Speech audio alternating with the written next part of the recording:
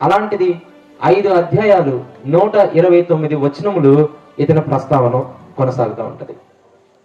దాదాపు 600 వయసు ఉన్నప్పుడు జలప్రళయం వస్తుంది.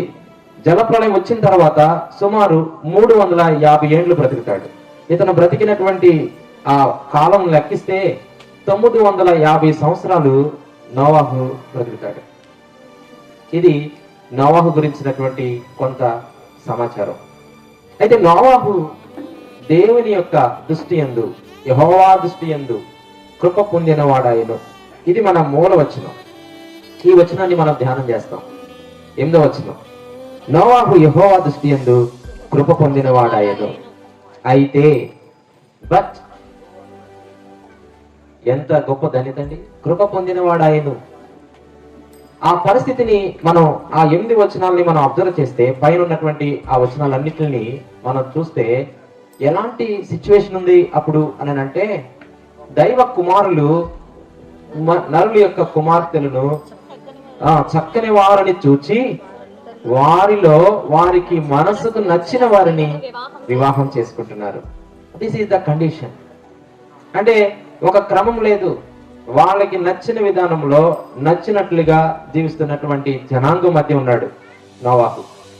అంత మాత్రమే కాదు, తర్వాత మీరు ధ్యానం చేయండి, నోవాహు ఎలాంటి జనుల మధ్య ఉన్నాడు అని అంటే, కేవలము వారి ఊహంతయు చెడ్డదిగా ఉందట. నరుల యొక్క ఊహంతయు ఎల్లప్పుడూ చెడ్డదంట. చూడండి, మన థాట్స్ అనేవి ఎంత వికెట్నెస్ లో ఉన్నాయో.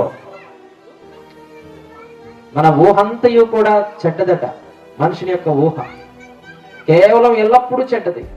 ఇది 2వ కండిషన్, నోవాహు ఎలాంటి స్థితిలో ఉన్నాడో. 3వది, అక్కడ నెఫీలీలు ఉన్నారు అని మనం చదువుతా వచ్చాము.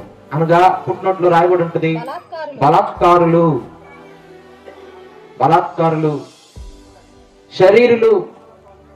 శరీరానుసారంగా నడిచేటువంటి వ్యక్తులు వాళ్ళు. ఆ తర్వాత మనం ఇంకొంచెం ముందుకు వెళితే అక్కడ రాయబడినటువంటి మాటలను బట్టి, వారు వారి మార్గమును చెరిపివేసుకున్నారు, వారి యొక్క మార్గములను చెరిపివేసుకున్నారు. This is the situation. ఎలా ఉన్నారు వారి కండిషన్ అని అంటే, లూకా సువార్త 17వ అధ్యాయము 26వ వచనంలో ఇంకొక మాట ఉంటుంది. లూకా సువార్త 17వ అధ్యాయం 26వ వచనము, నోవాహు దినములో జరిగినట్లు మనిషి కుమారుని దినములో జరుగును. నోవాహు ఓడలోనికి వెళ్ళిన దినం వరకు ఏంటంటే ఎలా ఉన్నారట?